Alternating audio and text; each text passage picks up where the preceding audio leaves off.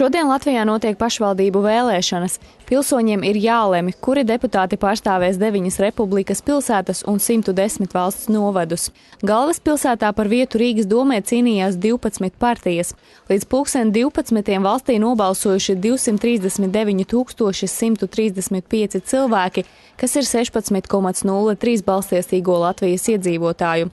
Līdz ar to kopumā, sākot no 29. maija, vēlēšanās ir piedalījušies 25,11% balstiesīgo.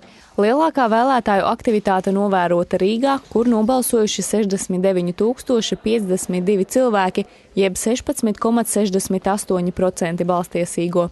Vēlēšanās balso ne tikai parastie vēlētāji, bet arī sabiedrībā zināmi cilvēki, kā arī paši deputātu un mēra amata kandidāti.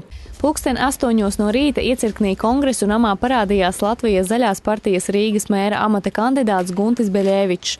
Žurnālisti uzreiz ievēroja, ka politiķim piemīt laba rakstura īpašība – punktualitāte. Tiesa gan vēlēšanu kabinē Beļevičs uzturējās pārāk ilgi – veselas 5 minūtes.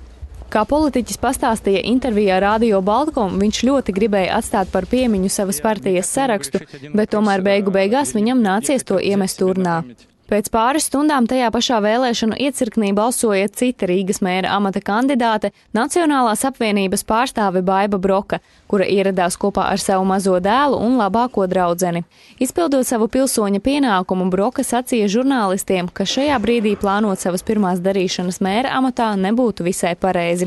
Viņa aicināja vēlētājus būt aktīviem pat tik skaistā dienā, kāda ir šodien. Viņa arī uzsvēra, ka tic labējo partiju uzvarai. Galvenais ticība labam rezultātam ir tas, kas iedvesmo darīt jebko. Ticība ir tas, kas padara lietas iespējamas, varbūt nevienmēr vieglas, bet iespējamas. Un, protams, mēs nākam tikai ar ticību un pārliecību, un, kā es teicu, šie 6 mēneši ir bijuši ļoti auglīgi. Mēs esam strādājuši, mēs esam mēģinājuši saprast visas vajadzības, piedāvāt risinājumus, kas ir svarīgi rīdzniekiem, par kuriem mēs paši esam pārliecināti, ka mēs to spējam un varam izdarīt. Tikmēr pašreizējais Rīgas mērs Nils Ušakovs vēlēšanās balsoja 155. iecirknī Rīgas Ziemeļu rajona izpilddirekcijā. Viņš tur bija ieradies kopā ar savu sievu Jeļenu. Mēram nācās dažas minūtes pastāvēt rindā. Ušakovs balsoja uzrādot ID karti.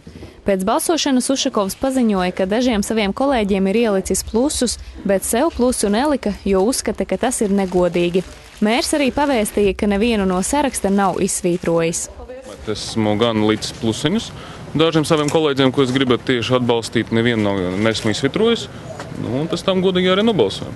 Tev ielikāt plusiņu? Nē, tas nav pareizi. Es domāju, ka citi ieliks.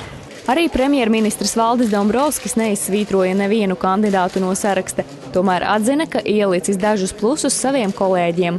Savukārt valsts prezidents Andris Bērziņš šodien balsoja Amatas novadā. Kā Bērziņš norādīja žurnālistiem, šajās vēlēšanās Amatas novadā ir jūtama partiju konkurence, un tas vērtējams atzinīgi. Jaunas personas virza savas idejas uz pieredzējušu cilvēku bāzes.